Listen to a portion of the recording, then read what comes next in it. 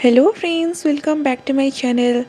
तो आपण मैंने घरटा देखिए भावुवे कि आम मैंने कौटी पलि आसू, यहाँ तो आम घर नुहे। तो करेक्ट भाई, यहाँ हूँ मो भौणीर घर जी कटक रुए।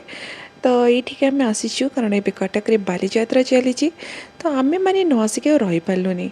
2 वर्ष है आम मैंने आसी नथिलु। मोर बालीजात्रा सहित बहुत पुराना संपर्क अच्छी, मो पर कहबी। तो ये देखु संध्या बेले आम बाहरी सायरा को देखु रेडी होगी जा मौसीर गाड़ी में बसी जाइए। ताको बा किए रोकी पार।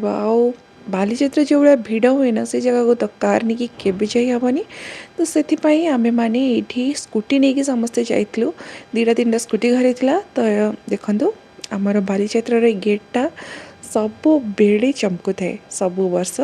तो ये जिनसर सर्ट नहीं कि तो मु न रही भी पार्लिनी। ये जिनसर क्लिप तो निहारी नबार। तो देखो गेटा केते सुंदर देखा जाउछि आम बालीजात्रार चमकुछि ना। तो आपण मैंने जदि बालीजात्रा एपर्यंत आसी ना, जल्दी जल्दी आसिकी बुली जातु, कारण 12 तारिख रे बालीजात्रा शेष हो जाउछि। तो आमे मैंने आसी पहुँची जाइलु। देखु भीड़ कि भीड़ रे बाबा।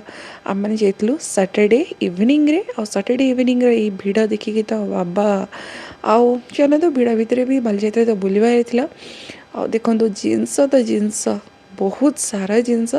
बट मोर बालीजात्रा जो एक्सपीरियंस रही, दिन को दिन पैसा बढ़ी चलती। बालीजात्रा रे जो भी जिनस आम आणुचे, मोर मन अच्छे आगु बालीजात्रा रे प्राइस बहुत कम रोला। से लोक मैंने विजिट करुले बालीजात्रा, कारण तांको मार्केट वैल्यू अपेक्षा सस्तार जिनस मिल जाए। बट एबे एबे मु जो बालीजात्रा देखुची से जगह माने मार्केट रो प्राइस टू किछि भी कम नहीं, सबू सेम मत लगिला।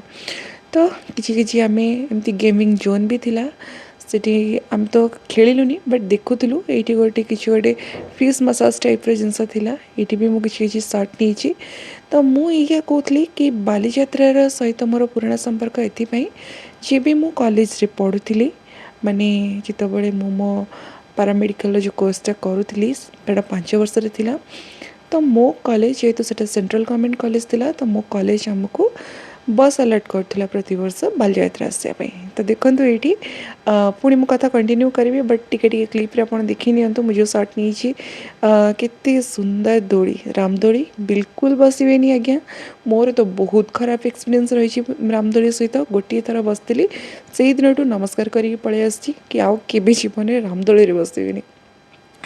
छाड़ू जो मैंने से स्ट्रंग थे हार्ट और मेंटली, तो आपण अटेम्प्ट करें।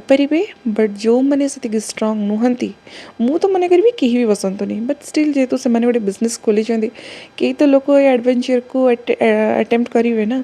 तो जदि आपण मन में अच्छी गोटे थर ट्राए करें। बट मु मोर पर्सनल कथा कहूँ, मु तो केबे बसबिनी से जगह आउ थे। तो देखो कितने डेंजर डेंजर दोड़ी थिला। तापर ये देखु ये जगहटा आजिकल बालीजात्रा जो सजा होची ना, माने कि गोटे नियारा ढंग से सजा होची। इतने लाइटिंग आ जो गचरे लगाउछन्ती ना, माने मन देखि खुशी हो जाउची। मोर फोन रे एते भल आसीनी वीडियो गुड़ाक, बट रियल रे आपण देखिबे केते सुंदर थिला। एडी छोट छोट पिला तांका प्रोजेक्ट आनी कि भी तांकर एडी शोकेस करुथिले स्कूल पिला माने। आ मो बार बार से लाइट को देखिकी खुशी होती। आठी आम बहुत किसी फोटोशूट भी करूँ। सायरा लाइट को देखिए बहुत खुशी होता। एमती एमती करके, कारण माने मो फैमिली सहित तो बहुत दिन पर मो बालीजात्रा जाइली। मु तो हार्टली बहुत खुशी थी और बहुत एंजॉय करी। सायरार फर्स्ट बालीजात्रा थिला, सायरा तो एंजॉय करथिला। तो ये आम पलि आसलु कुल्फी खायापी। कुल्फीर मजा किसी डिफरेंट थिला। आईटा आम नीलु सुगर फ्री वाला कुल्फी। मते सुगर टिके डर लगे खावाई, कहीं आजिका डेट्रे जिते प्रकार बीमारी है, तो बेटर सुगर टू दूर रुह।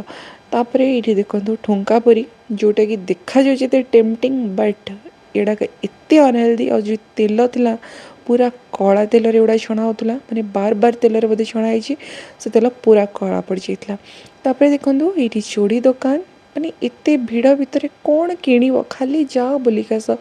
आउ सायरा ये तार अंकल माने जी मौसा तांको कांधरे बसिकी मेला बुलाऊला। तो मोर छोट बेल कथा मन पड़ जाऊला, जिते मो मामू या मो मौसा मत छोट बेले कांधरे धरिकी मेला बुलवाक नौले। तो आमे भी ସେଇ ଜିନିଷକୁ ଆଉ ଥରେ ରିକଲ୍ କରିଥିଲୁ କି ସାଇରା କେତେ ଏନ୍ଜୟ କରୁଛି ଆଉ କାନ୍ଧରେ ବସିକି ମେଳା ବୁଲିବାର ମଜା କିଛି ଅଲଗା ନା। ତ ଏଇଠି ଦେଖନ୍ତୁ ତାଙ୍କର କିଛି ଗୋଟେ ଷ୍ଟେଜ୍ ଶୋ ଚାଲିଥିଲା, ସବୁ ସେଇଠି ଲାଗେ।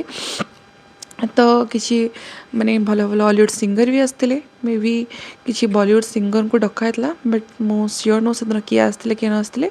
ତାପରେ ସନ୍ଧ୍ୟାରେ ବୁଲି ବୁଲି ହାଲିଆ ଲାଗିଲା, ଟିକେ ଚା ପିଇବାକୁ ପଳେଇ ଆସିଥିଲୁ। ଆପଣମାନେ ତ ଜାଣିଛନ୍ତି ମୁଁ କେତେ ବଡ଼ ଚାଏ ଲଭର୍, ଆଉ ଚା ଯେଉଁଠି ଥିବ ସେଠି ମୁଁ ନ ଯାଇକି ତ ରହିପାରିବିନି। ଆଉ ଖାସ୍ କରିକି ମୋର ଯିଏ ଭିଣୀ ମାନେ ମୋ ଭାଇନା, ତ ସିଏ ଆଉ ଗୋଟେ ବିଗେଷ୍ଟ ଫ୍ୟାନ୍ ଚା'ର, ତ ସିଏ ମୋତେ ହିଁ କାଟିଦେବେ ଚା କମ୍ପିଟିସନରେ।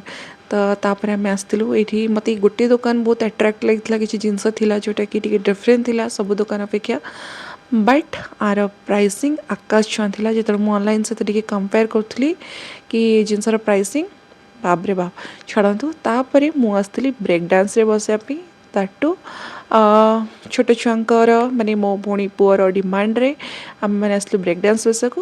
ଏଇଟା ଠିକ୍ଠାକ୍ ଥିଲା, ମୁଁ ଏଇ ଦୋଳିରେ ବସିଛି ତ ମୋତେ ଏଥିରେ କିଛି ଏତେ ଡର ଲାଗେନି କି ଏତେ ପ୍ରୋବ୍ଲେମ୍ ହୁଏନି। ତ ମୁଁ ଯେବେ ବି କେଉଁ ବି ମେଳା ଆଉ ଯାତ୍ରାରେ ଦୋଳିରେ ବସେ ତ ମୋତେ ଲାଗେ ଏଇଟା ହେଉଛି ସେଫ୍ ବୋଲି। ଆଉ ଏଥିରେ କିଛି ମାନେ ହାଇଟ୍ ଫାଇଟ୍ର ଡର ନାହିଁ, କିଛି ନାହିଁ, ବାସ୍ ଘୁମି ରୁହ। ତ ମୋତେ ଏଇଟା ଭଲ ଲାଗିଲା, ତାମାନେ ଏଇଟା ଟିକେ ବସିଯାଇଥିଲୁ। ଆଉ ଖାସ୍ କରି ମୋ ଭଉଣୀର ପୁଅର ବହୁତ ଇଣ୍ଟରେଷ୍ଟ ଥିଲା ଦୋଳିରେ ବସିବା ପାଇଁ, ସେ ବାସ୍ କହିପାରୁନଥିଲା କାହାକୁ, କାଳେ ବଡ଼ ଲୋକ ଗାଳି କରିବେ।